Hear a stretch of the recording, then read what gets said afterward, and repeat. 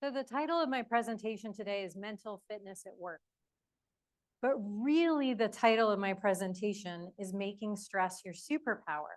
So Dr. O'Brien, I was listening to your talk this morning, and my talk got created just a day or two ago. And it totally overlaps and it's so cool. And then Dr. Pam is talking tomorrow and her topic overlaps too. And the cool thing about our brains is we actually do really well with repetition.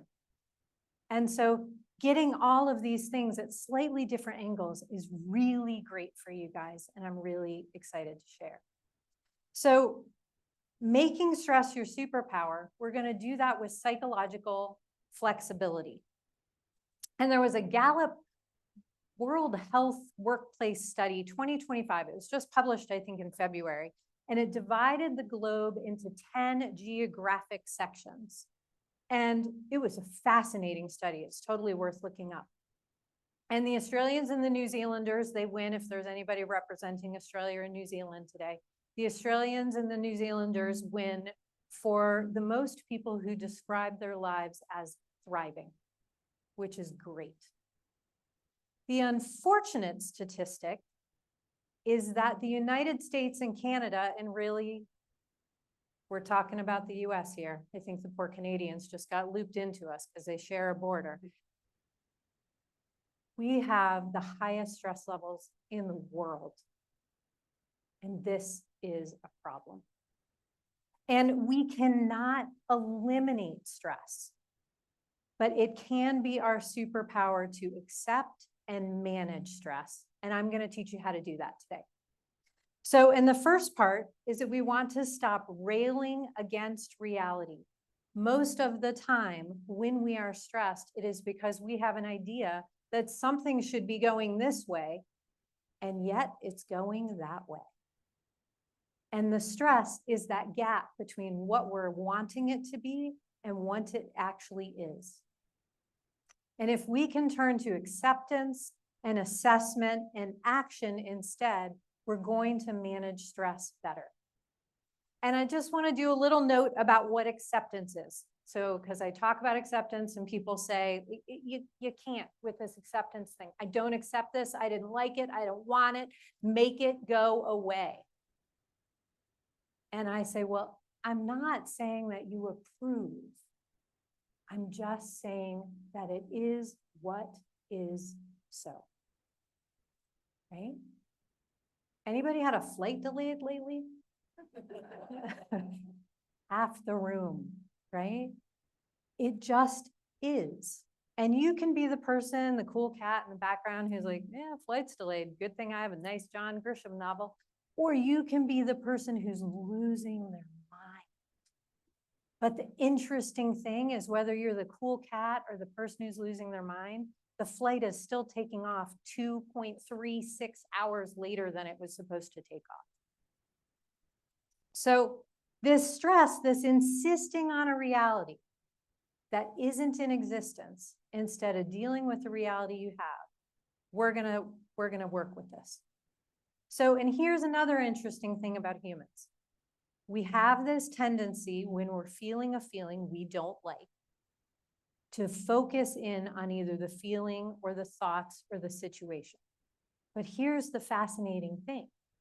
What we focus on grows in both scope and intensity. And scope is those little granular details that you don't even really know about the bad thing that's happening. And intensity is how much more you're feeling it. And so if we are focused on what isn't working, guess what? We're going to know a lot more about it. And we're going to feel more strongly about it. So this then spills into our bodies. And then the next thing we know, we're not just feeling stressed emotionally, we're then thinking about all the stories that go with the stress, and then our bodies are actually reflecting the stress. And the fascinating thing is it actually shows up in things like heart attacks, other cardiovascular diseases.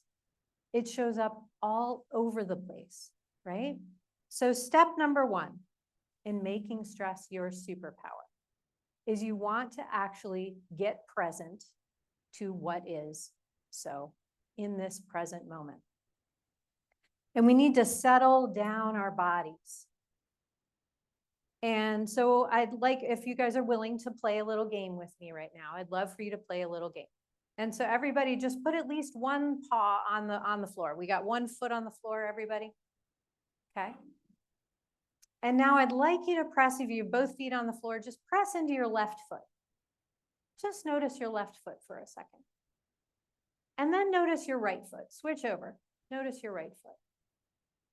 Now, first of all, my guess is at least half of us are trying to figure out which one's my left foot, which one's my right foot. But second of all, my guess is even 30 seconds ago, was anybody thinking about their feet? Nobody, right? So that's a really simple way that you always have access to, right? Last time I checked, your feet go with you everywhere they go, just like Dr. John was talking about earlier, how your lungs go with you everywhere you go. Your feet go with you all the time, and we almost never pay attention to them. It's one of the fastest and easiest ways to ground into your body and get really present. One of the other things about a present moment is that we have access to positive, negative, and neutral input 100% of the time. Positive. I'm here with you guys. This is awesome. I actually really like public speaking. I'm nuts. It's fine. Neutral. Actually, the temperature in here is pretty good. It's kind of amazing for a conference room. Negative. I don't know. I'm a little nervous. We'll go with that, right? So positive, negative, and neutral input is available to us any moment, pretty much any time. And so if we can get present, especially if we're buried in a negative experience, because those negative experiences get really loud. And again, we start paying attention to them. They get granular, they get in our bodies, and our intensity of emotion comes up. We can pay attention. And then we can extend out. What positive thing is happening right now? What neutral thing is happening right now? Not just what negative thing is happening right now. So step 2, we want to assess instead of judge. Not good or bad, just what is. And we want to label the emotion. Gosh, I'm feeling stressed. I'm feeling angry. I'm feeling upset. I'm feeling betrayed. Whatever the stressful piece is. Label the feeling, and then figure out what are the stories that you're telling yourself. And then you want to take a look at what the actual threat is, because when we're under stress, we will behave instinctually as if we are under threat. Most of the time, there is not actually a lion jumping at our jugular, right? Most of the time, it's just a phone call that got missed, or somebody's being a jerk, or the flight is delayed. Or something big is going on. Your mom has cancer. Or your son's in trouble at school. Right? Okay.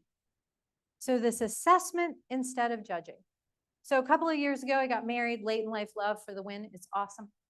Went on my honeymoon, went to Hawaii. And one of my husband's friends from high school happens to live in Maui. Got wind that we were getting married and said, I have a wedding present for you if you come to Hawaii on your honeymoon. And we're like, well, that's cool. We're actually coming to Hawaii on our honeymoon. And he says, I run a deep sea fishing charter, and I'd love to take you out on the boat with my family. Fabulous. So much fun. We didn't catch anything, totally didn't matter. It was a great day. The water was gorgeous. We learned all sorts of interesting things, like the water in between Maui and the Big Island is one of the most difficult water crossings in the entire world. And it's only like not very many miles. It's kind of fascinating. Great day. We get back, we get off the boat. Didn't we park right there? Yeah, we parked right there. Well, where's the car? Turns out there had been a battle over parking in the parking lot in the marina in front of the boat. And there was a group of folks who had decided that there were certain spots that needed to be reserved for certain people. And those certain people evidently weren't real popular with another group of people who decided that this was a totally unreasonable thing. And so the first group puts up signs and says, you know, tow zone, if you park here, you'll be towed. These are reserved for these certain people, not handicapped spaces. We are not jerks here. So this other group of people is like, no, this parking lot should be more public than this. You know, we already have, you know, enough spots reserved for people. And so they had decided in their infinite wisdom that the best way to get around this new statute was to just take down the signs, right? This is great until you're the person who doesn't know about the parking conflict and parks in the spot. That then gets you towed, even though the sign isn't there. Stress, right? So step number 3, ask yourself the question, what's your next best move? This is one of my very favorite questions. What is your next best move? Because emotions give us information. Actions solve problems. We want to notice our emotions. We want to label them. We want them to inform us. And then we want to actually figure out what our next best move is. And we want to do what matters. We want to do what's skillful, what's helpful, what is in line with our assessment of what is going to be our next best step here. And we want to focus on workability.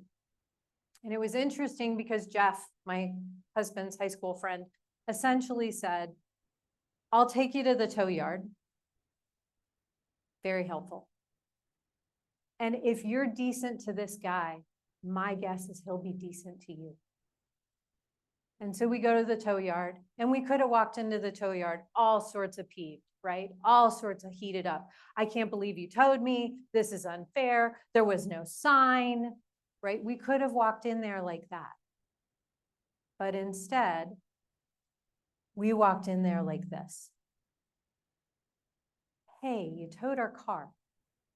And we understand that actually there's some sort of parking dispute. And we accidentally parked in a spot that we didn't know was off limits. And there's no sign.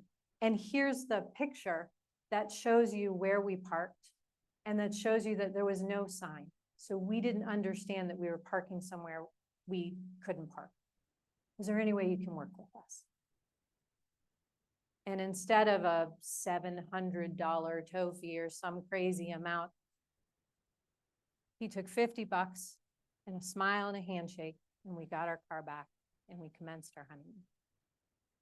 Great. But it was stressful regardless. So present focused, clearly assessed strategy is the key to your success with stress. Make stress your superpower, not your nemesis.